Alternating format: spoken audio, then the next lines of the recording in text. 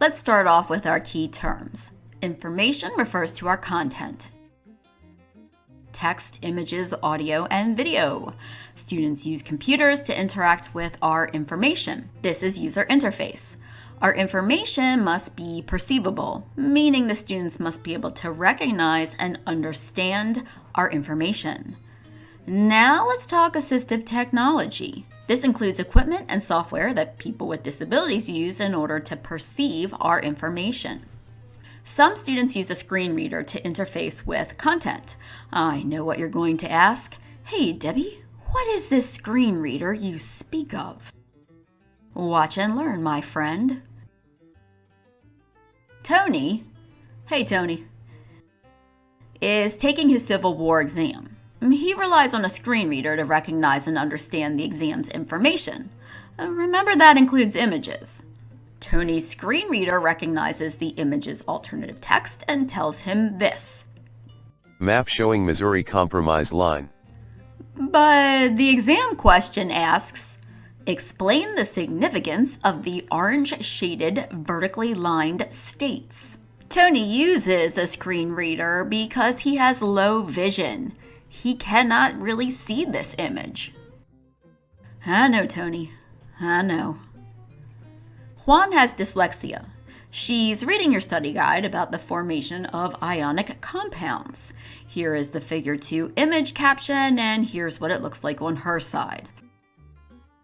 Her screen reader can read the caption, which is great, but when it recognizes the alternative text that you put in there for her, it says, the atoms in sodium chloride. That's definitely not great, but hold that thought. Screen readers convert information to speech. This includes descriptions of images, and we call this alternative text. And well, meaningful alt text is not incredibly easy to write. Alternative text needs to convey both meaning and context. Context starts with the subject I teach. This one's obvious. There's going to be a difference between how an American art history professor and an American government professor describe Washington crossing the Delaware. But context also applies to what unit I'm teaching in my course.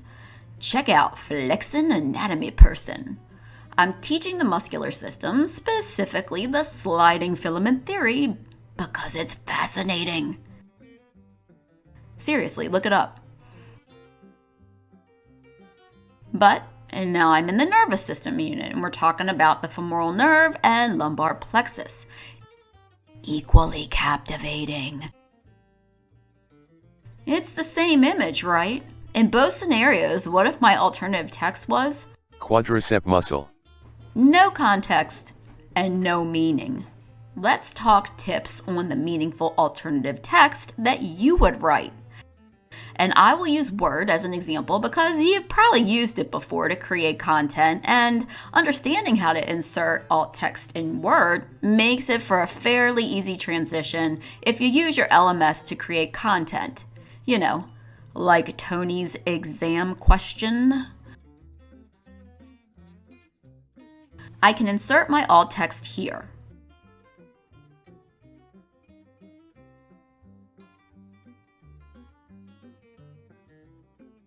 Oh, and also as a side note, alt text created in Word typically carries over to a PDF. So here's tip number 1. Imagine that you're trying to explain the image to someone over the phone. Yes, some people still talk on phones. Speaking of phones, I'll share with you a strategy I use, my phone. I pretend I'm explaining the image, but I actually record what I say. I can then convert it to text and get rid of all those annoying ums and and awkward pauses. And I can also add some things I might have forgotten. But alternative text should not be a dissertation on the subject.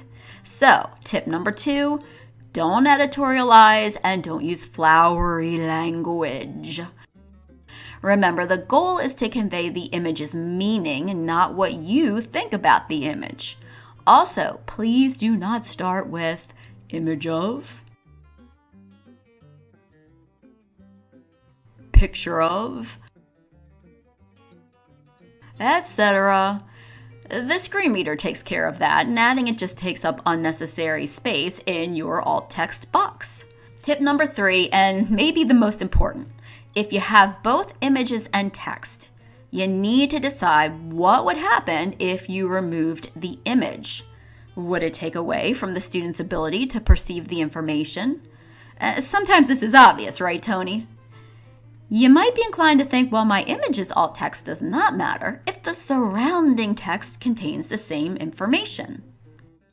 You sure about that? Let's check back in with Juan. Many people with dyslexia are visual learners, meaning they benefit from images and graphics rather than text alone. But is she benefiting from this image when the alt text only states, the atoms in sodium chloride? Nope.